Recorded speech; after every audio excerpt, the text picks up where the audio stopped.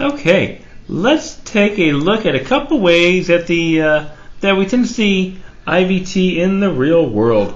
The first question says, show that this function has a root on the domain. There should be the word on there. Should be the word on in there. On that domain 0 to 1. So we're given this function right here, and we want to show that we have a root on the domain 0 to 1.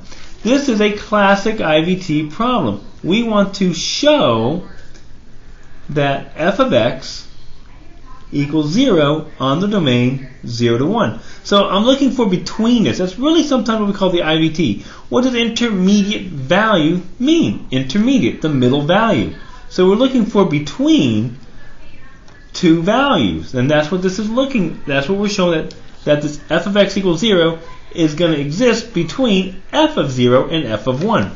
Perfect candidate for IVT.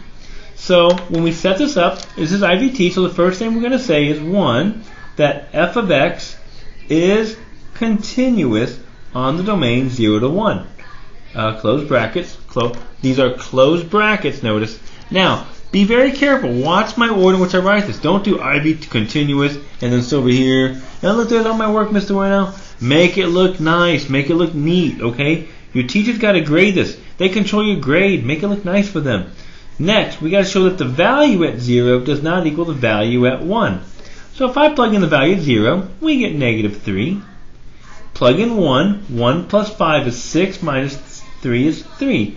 Negative 3 does not equal 3. So notice, this is saying we are going from y equals negative 3 to y equals 3 on that domain 0 to 1. Heck, I could sketch it if I want. Between 0 and 1, we're going from negative 3 to positive 3. Well, no matter what the graph looks like, at some point, we have to cross that value. We have to cross 0. And that's what this is really telling us. So I already know it.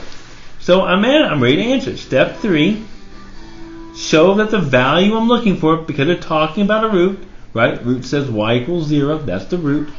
So I know that 0 is between my negative 3 and positive 3.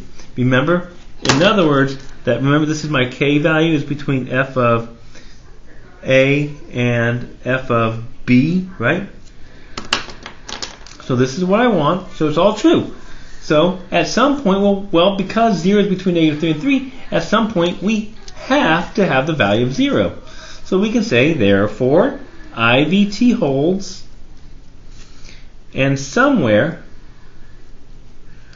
on that domain 0 to 1, the value has to equal 0. And that's all you have to write. Now notice, this is my answer. But if you don't have your work, you don't get any credit for it.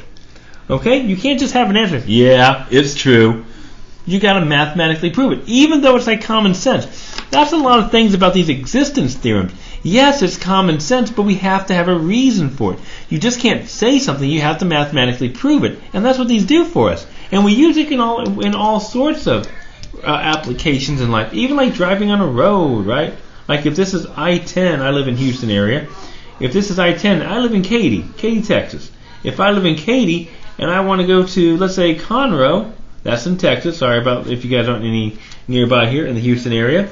At some point, I do live south of I-10, by the way. I have to cross I-10. I'm driving in a continuous road, right? Okay, Houston has some potholes, discontinuities, but they don't count, okay? But I drive on a continuous road. Katy does not equal Conroe, and I-10 is between where I live and Conroe. So at some time, I have to cross I-10 because of IVT. The only way I can get to Lake Conroe is if I cross I-10 at some point. Thank you, IVT, for helping me get to Conroe. Alright, so question 4. Here's a really cool one. Show that sine of x equals negative x takes on the value of 0.5 on the interval. So there's my k value right there. It's kind of weird. There's my k value. So we are trying to show, we don't know what f of x is yet, that f of x equals 0.5 somewhere on the interval 0 to pi over 2. Okay, so let's get f of x. To do that, I'm just going to bring the x over. So I'm going to say f of x equals sine of x plus x.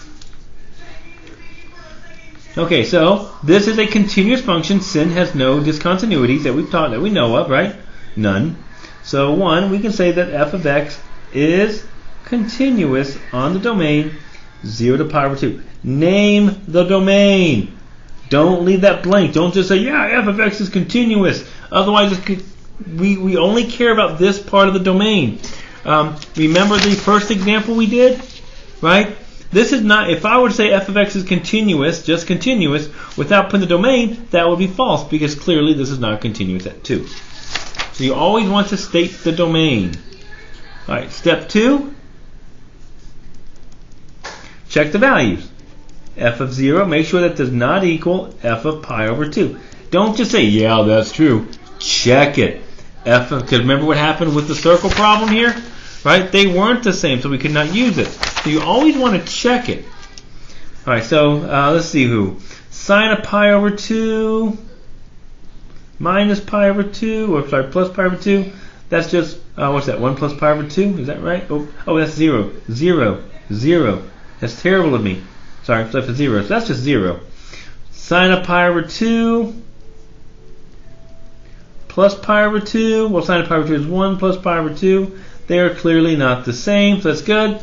And is 1/2 between 0 and 1 plus pi over 2. Mr. Warnell, that's irrational. How do I know? I don't have a calculator on me. Okay, well, we're starting at 1 and we're adding. 1 is already bigger than 0.5, so you don't really have to worry about that. So step 3, 0.5 is between 0 and 1 and 1/2, 1 plus pi over 2. So we can say, yes, therefore, the IVT holds. And write it out, holds. And somewhere over that rainbow, on that domain, 0 to pi over 2, we know that the value has to equal 0.5. And that's IVT. Hope you guys enjoyed the lesson, and I'll see you guys soon. Bye.